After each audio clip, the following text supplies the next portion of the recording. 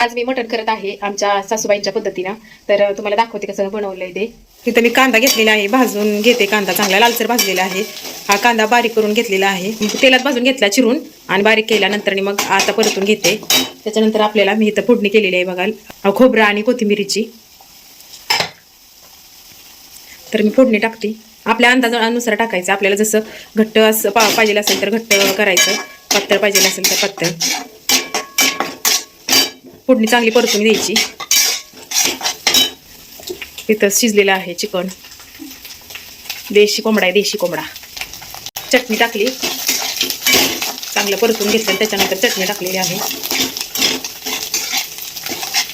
आणि ह्याच्यात पाणी टाकायचं. तर पाण्याला उकळी येऊन द्यायची. मग ते आपण केलेलं मटण सोडायचे.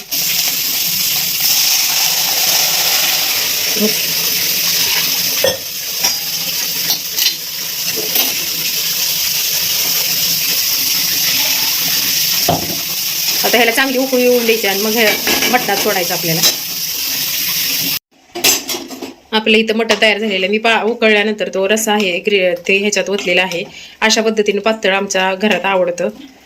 गावाकडे जसं करतो तसं या पद्धतीनं. आता इथं मटण तयार करून बाजूला ठेवले.